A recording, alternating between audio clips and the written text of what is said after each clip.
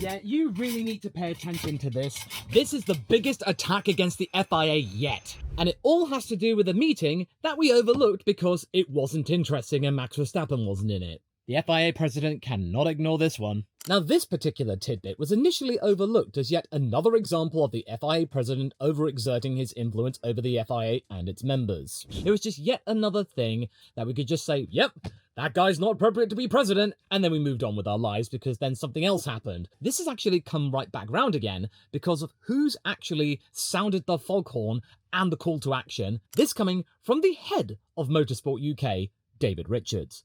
He has published an open letter to the governing body of Formula One in the most scathing attack yet toward the president, and considering how big the UK is in motorsport and its influence around the world, this kind of letter isn't something that will go left unnoticed. Now, immediately, I can hear you all typing in the comments or shouting at the screen, "Oh great, British bias, you're only saying this law because you're British." Well, yes, this is British bias, but this is the good British bias. This is the kind of bias that helps get some influence around the world. And not to mention it's also good because he's using his platform to highlight the inadequacies of the FIA president, so, you know. Oh, this guy, he's probably angling to become the next FIA president, isn't he? He's got his own self-interests involved. Well, no.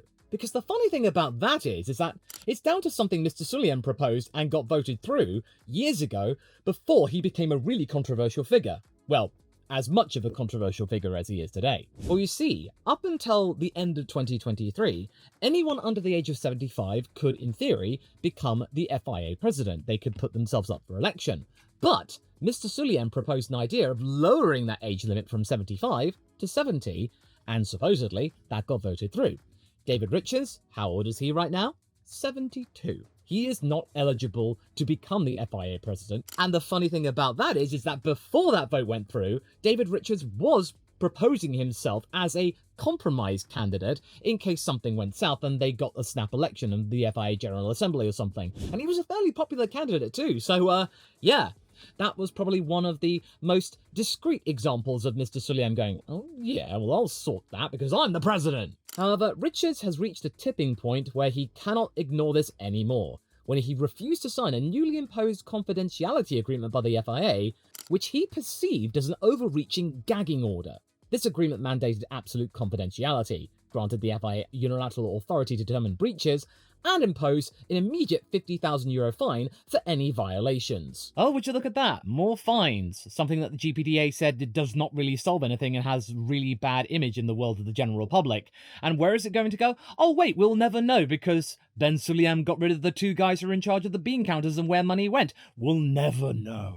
Richards had previously signed a standard confidentiality agreement a few years ago, aligning with Article 4 of the FIA Code of Ethics. However, the new terms were significantly more restrictive. His refusal to comply led to his exclusion from that World Motorsport Council meeting, a move he asserts violates FIA statutes requiring full access for elected members. So in response, Motorsport UK, under Richards' leadership, has initiated legal challenges against the FIA's action. This is not something you should take lightly, folks. This is pretty big. This isn't just the GPDA letter where George Russell and friends are just going, "Blimey, we don't like what you're doing, Mr. Sulayem. You better talk to us and change your tone, mister, or else there'll be ramifications." No, this is actual legal actions in the UK and France. France, where the FIA is based. That's a big deal. But anyway, here's a soupçon of what you could expect from this letter. Ahem. Our Motorsport UK lawyers, along with our French legal counsel, have challenged the FIA on their actions by setting out a clear set of questions that the FIA leadership needs to answer. It is very disappointing to report that we have still not received an answer to these or the fundamental question I raised. Where in the FIA statutes does it provide for an elected member to be barred from a meeting? These actions by the FIA are in breach of their own statutes. As a result, we have informed the FIA that unless they address the issues we raised, we will be engaging in further legal action. In a year when the president will be either re-elected or a new one appointed, it is more important than ever to remind the FIA of their responsibilities and continue to hold them to account on behalf of the sport and their members worldwide. And that's what I intend to do. Strong words, David. Honestly, I would recommend for you to read the letter in full. I'll provide a link to it in the pinned comment below, because this is probably the biggest single shot across the bow toward the FIA to date. probably bigger than the GPDA letter and the World Rally Drivers Association newly minted, their own document, combined. Yes, you might be saying, well, why should I really be paying attention to this? David Richards is no longer relevant in Formula One. Hey, mind you, he was involved in Formula One for a good few years with a really sound team, a team which was second place in the Constructors in 2004. Not to mention David Richards is in charge of ProDrive. And if you're a rally enthusiast, ProDrive's a pretty big name. They have had many a success in the world of world rallying, so this isn't somebody who's just a passing guy or just some random bureaucrat. No, this guy has been through the ropes of motorsport, especially British motorsport. He's also considered a major player within the World Motorsport Council, and a popular one to boot, with experience in many fields. And the letter is not just about bringing to light the gagging order, but to also highlight a huge sticking point that has caught Ben Sulayem out a fair number of times: hypocrisy. You see, when Mohammed Ben Sulayem campaigned for the FIA presidency in 2021, he pledged a non-executive, hands-off leadership style, the appointment of the professional CEO to manage daily operations, and a commitment to transparency and robust governance. Now, to be fair, he has actually delivered on robust governance, but I think it's a little bit too robust, and if it's not careful, it might just end up going morally bust. And yeah, 2022, that was an awkward first year with Ben Sulayem and the F1 drivers, wasn't it? Talking about jewellery over general driver safety, getting wound up about t-shirts with political statements on them. What? This was just not something that the FIA president should be concerning himself over. He should be concerning himself about, keeping drivers safe and making sure that potential drivers have access to be able to get into motorsport if they want to. That doesn't cost an arm and a leg. So yes, the president did then promise again in 2023 that he would revert to his campaign promise and stay out of daily F1 business. But contrary to those promises on both occasions, Richards highlights a series of governance failures under Sulayem's tenure. The Ethics and Audit Committees have been stripped of their autonomy, now requiring presidential approval to initiate investigations, undermining their role in the first place as independent oversight bodies. Not to mention, something that's really become a bit of a sticking point and a bugbear in recent times is the introduction of e-voting. Now, of course, e-voting does have its merits in allowing people who are not able to attend meetings or simply cannot attend meetings simply to be able to vote on their behalf anyway from their respective locations. However, e-voting has now become infamous in the world of Formula One due to the whole introduction of a certain Appendix B. Because you see, Appendix B was introduced very haphazardly and last minute, so that means people have barely any time to be able to review it properly, come up with their own findings, and then be able to vote accordingly and fairly. As we all found out, Stefano Domenicali voted against it, having just barely had the chance to read it, and some people didn't even get their vote in at all before it was passed. They had no hint or reference or warning about this vote at all. It's all very well and good you have an e-vote, but at least with a standard vote, you have time to, well, get there, read it, all in person. So there are some drawbacks to this, and I think the FIA president is maximising those drawbacks to a fault. And again, that infamous Appendix B rule set means that drivers across all motorsport and maybe representatives are held to account for misconduct of any kind, personal statements that go against the FIA's wishes, and instances where drivers and teams' actions cause moral injury to FIA representatives. So basically, if anyone in the FIA feels like they got their fifis heard, then, they have now legal recourse to do it. €10,000 fine, boom, right there. Oh no, if you're an F1 driver, 40,000. And then if you do it again, points deductions, race suspensions, And in theory, if you did criticise the e-voting system, you could then be held to account as well. So it just is almost cyclical, it's never ending. The open letter then brings to light the marginalisation of one Robert Reid, the FIA Deputy President for Sport, which in some circles basically means that he is essentially the Vice President of the FIA, Sulayem's deputy. Yeah, he's meant to be the second most powerful man in the FIA. And the fact that you don't probably know who he even is a really telling sign that Mr. Sulayem has done a good job in marginalising Mr. Reid, because we've not heard a peep from this man in any meaningful way throughout this entire process. And you might be thinking, well, who is this Robert Reid anyway? Goes back to the world of rallying. If you are familiar with Mr. Reid, then you'll know for sure that for 4 years he was the co-driver of a certain Richard Burns, who I think is fairly respected and recognised in the world of rallying, wouldn't you say? I mean, just a couple of games, and one game that is still being modded to this day and is over 20 years old. Yeah, that's just as cool within the gaming world as Jeff Crammond. So you think that the FIA Deputy President for Sport should be one of the most influential figures in the entire organisation, but instead, according to Richards, he's been systematically excluded, denied access to crucial materials, barred from meetings, and even prohibited from attending World Championship events, which means that he can't really do his job. This isn't just a snub, it's a direct contradiction of Sulayem's campaign promise of delegated leadership. And the whole point of Reed's appointment as the deputy president was to be able to enact the principle of delegation in sharing out responsibilities accordingly and appropriately, and making sure there was fair, just, and transparent governance, which immediately sends off alarm bells in your mind thinking, well, that's not what Mr. Sulayem wants, so clearly there's a conflict going on there, and no wonder Mr. Sulayem is undermining him and marginalising him, so instead of what Reed hoped to do, the FIA's power appears more centralised than ever, and such actions just undermine the organisation's commitment to collaborative governance and the effective functioning of its leadership team, which is something that Sulayem promised to do at a time where the FIA was undergoing a huge crisis that was growing during the 2021 F1 season. And, as we all know, and are being reminded of constantly, Abu Dhabi 21 was the crescendo, where a race director was able to be manipulated by a representative from a certain team to do what he wasn't supposed to do. And I'll just leave it at that. But the point was, though, there was a call for change. Somebody to steady the ship, and it wasn't going to be Jean Todt, not because he simply didn't want to do it, but because he had fulfilled his 3 terms, a maximum by the way, and he was off into retirement. So somebody was needed who would promise robust governance, turn things around quickly, and was something different, someone new. Sulayem was voted in on those bases that he would steady that ship and maximise the potential of those he was in charge of, as well as lay bare the FIA's workflows and procedures, warts and all. Well, no. We've not had that. So that just leaves us where we are today, where we've got the chairman of one of the most prominent motorsport organisations in the world calling the FIA president out and then threatening legal action, not just in the UK, but again in the FIA's home circuit, France. And that is a huge deal. The move stemming from, as Richard describes, an erosion of accountability and good governance within the organisation. The fact it's now getting to the point where, like in the situation where the warts were being investigated by the FIA off of the back of a spurious piece in a really, really trashy magazine regarding pillow talk, they took legal action against the FIA, and then that got resolved in a peddling back just 2 days later.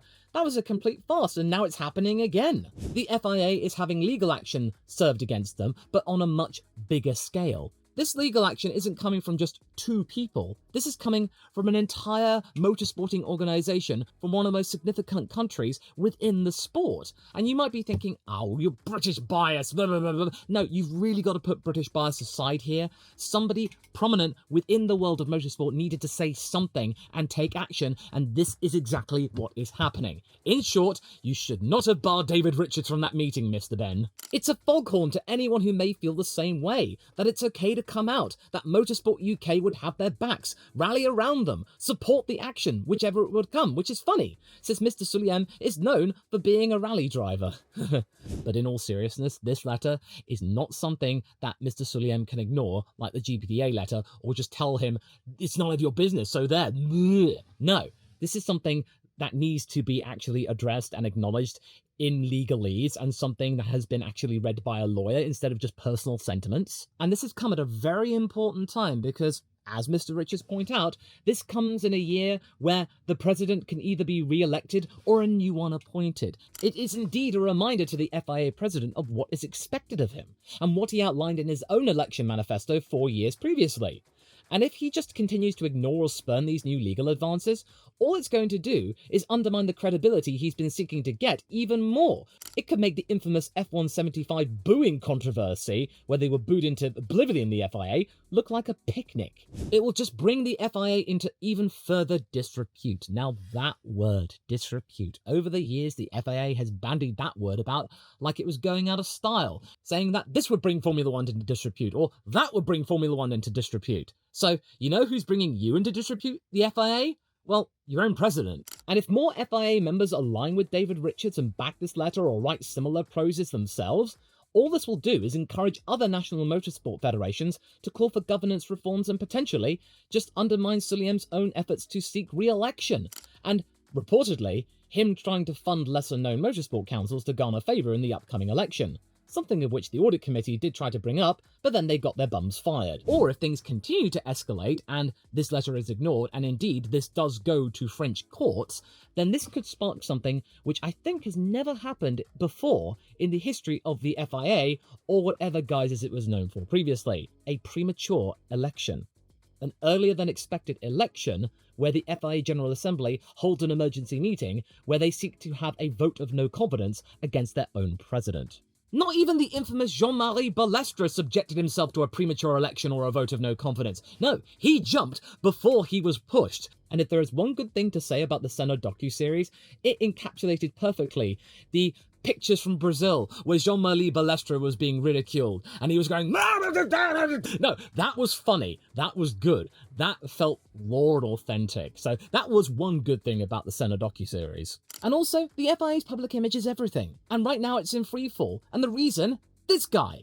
Even Toto Wolff knows that the FIA itself isn't to blame for the shortcomings in gas lately. The organisation is okay, it's just he has beef with the man in charge, who is the problem, according to him. So okay, Law, is this letter some kind of means to challenge for the leadership? No. Like I said earlier, Ben Sulayem made sure that he couldn't do that because now he's too old. However, what Richards is trying to do instead is to try and embolden and empower the beleaguered FIA Deputy President, Robert Reid, to remind people that, hey, he's a popular guy. He's well respected in the sport. He has first-hand experience of competition. He's trying to seek transparency within the organisation to try and make things better, and he's not being allowed to do his job. So hey, remember Robert. He's somebody who is not even 60 yet. He is well below the age limit. He has plenty of time to be able to do what he's supposed to do.